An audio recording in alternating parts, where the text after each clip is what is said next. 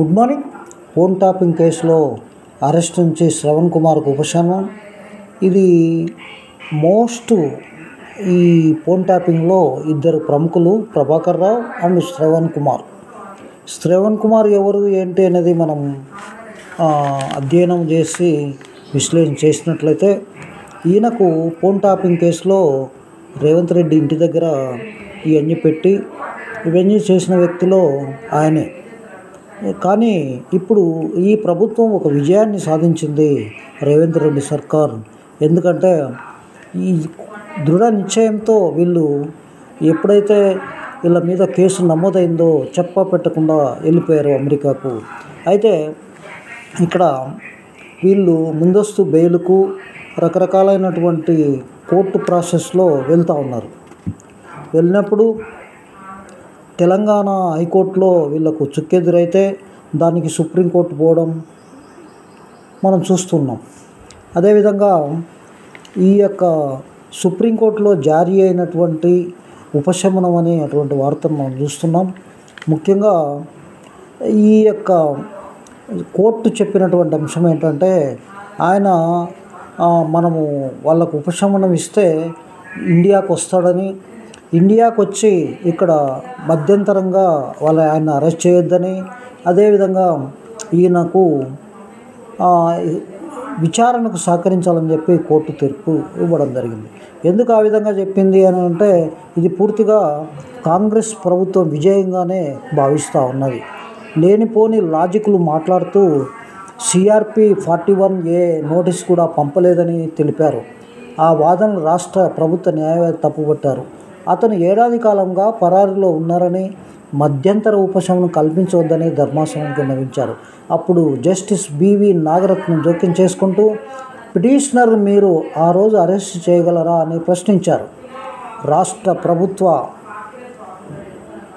న్యాయవాది బదిలిస్తూ, అతను అమెరికాలో తలదాచుకుంటున్నందున వెంటనే అరెస్టు చేయలేము అన్నాడు.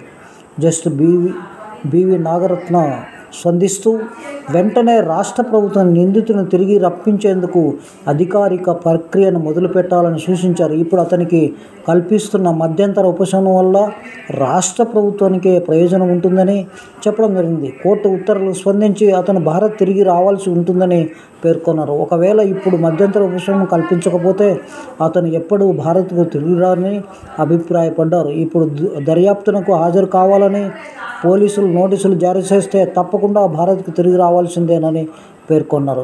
ఈ నేపథ్యంలో తదుపరి విచారణకు వరకు పిటిషనర్కు మధ్యంతర ఉపశమనం కల్పిస్తున్నట్లు పేర్కొన్నారు. అయితే అతను దర్యాప్తునకు సహకరించాల్సి ఉంటుందని షరతు విధించారు. అందుకు పిటిషనర్ తరపు న్యాయవాది అంగీకరించారు. 48 గంటల్లో అతను భారత్ తిరిగి వస్తారని ధర్మాసనానికి హామీ ఇచ్చారు. వస్తే అరెస్టు చేయకూడదని ఉపశమనం ఇచ్చారు. విచారణ చేయొచ్చని చెప్పారు.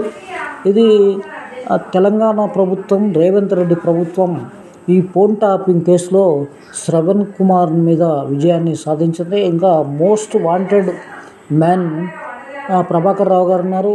ఆయనకు రెడ్ కార్నర్ నోటీస్ ఇద్దరికి కూడా ఇవ్వడం జరిగింది. ఇంకా కూడా ఆ ప్రాసెస్ నడుస్తూ ఉంది. ఇక ముఖ్యంగా ఇది సంచలనమైనటువంటి వార్తగానే మనం చూస్తున్నాం. ముఖ్యంగా ఇది ముందస్తు బెయిల్కు సంబంధించినది. అదేవిధంగా ఇంకొక వ్యక్తి ప్రభాకర్ రావు ముందస్తు బెయిల్పై కౌంటర్ వేయండి. ఫోన్ ట్యాపింగ్ కేసులో పోలీసులకు హైకోర్టు ఆదేశం. రాష్ట్ర వ్యాప్తంగా సంచలనం సృష్టించిన కేసులో కూడా ఈ యొక్క బెయిల్పై మీరు కౌంటర్ దాఖలు చేయాలని ప్రభుత్వాన్ని కోరడం జరిగింది. ఫోన్ ట్యాపింగ్ కేసులో ముందస్తు బెయిల్ మంజూరుకు చేయాలంటే ఎస్ఐబి మాజీ చీఫ్ టి ప్రభాకర్ రావు హైకోర్టులో దాఖలు చేయగా, దీన్ని జస్టిస్ జె శ్రీనివాస విచారణ చేపట్టారు. పిటిషనర్ తరపు న్యాయవాది వి సురేందర్ వాదనలు వినిపిస్తూ, నాలుకపై ట్యూమర్ వల్ల పిటిషనర్ పలు శస్త్రచికిత్సలు చేయించుకున్నారని, దీనికోసం అమెరికా వెళ్ళగా పారిపోయారంటూ నాన్ బెయిలబుల్ వారెంట్ తీసుకున్నారన్నారు. కేసులో తప్పుగా ఇరికించారని, ఇందులో ఎలాంటి అక్రమాలు జరగలేదని, అదేవిధంగా అమెరికా వెళ్ళిన దర్యాప్తుకు అధికారులు అందుబాటులో ఉన్నారని తెలిపారు.